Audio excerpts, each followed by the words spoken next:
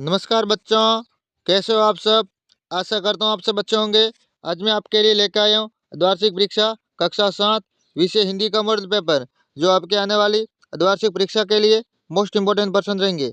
तो आप सबसे निवेदन है, वीडियो को पूरा देखें और चैनल को सब्सक्राइब करें। चलो वीडियो शुरू करते हैं। शाम एक किसान कविता के रचयिता है नागार्जुन, भवानी प्रसाद मिश्र, सर्वेश्वर दयाल सक्सेना, श्री मंगल सिंह सुमन। तो ऑप्शन नंबर ग, सर्वेश्वर दयाल सक्सेना। अगला प्रश्न, यह चूकी किसान ने पेड़ पर चढ़कर क्या देखा? नए नए पक्षी, सड़क, मैदान, दुनिया की नई झलक। तो ऑप्शन नंबर ग, दुनिया की नई झलक। रहीम के दोहे का मुख्य अभिप्राय है ईश्वर की भक्ति, नीति की बात है, वीरता का वर्णन, ईमानदारी की बात है। तो ऑप्शन नंबर ख, नीति की बात है। ये मोस्ट इम्पोर्टेंट, वेरी इंपॉर्टेंट प्रश्न है, तो आपको याद कर लेना है। आपकी परीक्षा के लिए 100% वरदान साबित होंगे। अगला प्रश्न, ऐंठ बेचारी दबे पाँवों भगी का अर्थ है घमंड सूर होना, बेचैनी आना, श्रम आना, विचार आना। तो ऑप्शन नंबर क, घमंड चूर होना। अगला प्रश्न, खान पान की बदलती हुई संस्कृति से सबसे अधिक प्रभावित हुई है पुरानी पीढ़ी, महिला पीढ़ी, नई पीढ़ी, कामकाजी। तो ऑप्शन नंबर ग, नई पीढ़ी, यानी खान पान की बदलती दुनिया से नई पीढ़ी बहुत प्रभावित हुई है। रिक्त स्थानों की पूर्ति कोष्टक में दिए गए शब्दों से कीजिए। पहला, हम बहता जल पीने वाले, हिमालय अपनी इन नटखट बेटियों के लिए कितना सिर धुनता होगा।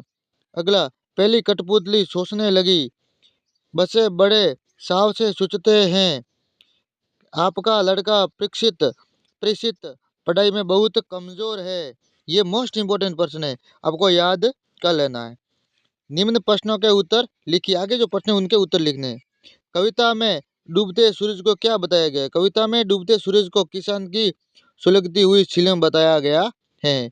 अगला, अपूर्व अनुभव किस भाषा में लिखी गई? अपूर्व अनुभव मूल रूप से जापानी भाषा में लिखी एक कहानी है।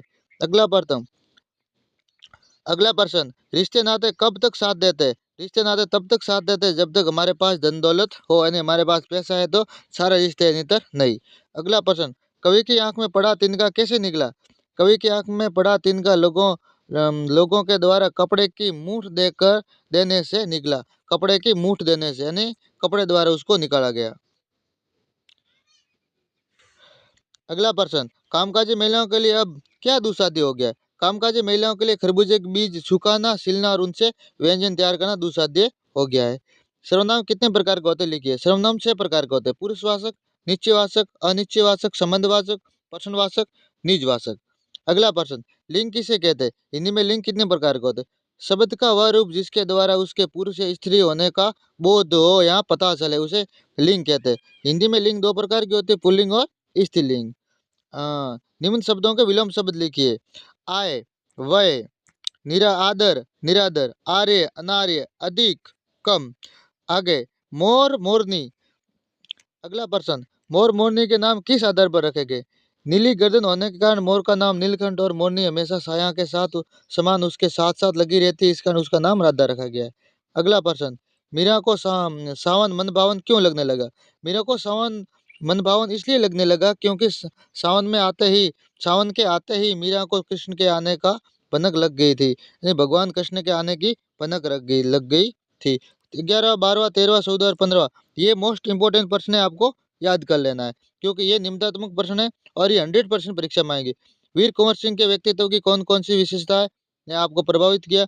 ध्यानचंद को हॉकी का जादूगर कहा जाता है और क्या पता लगाइए क्यों? पता लगाइए। निम्न कीजिए। दीपावली, पर्यावरण संरक्षण और प्रिय शिक्षक।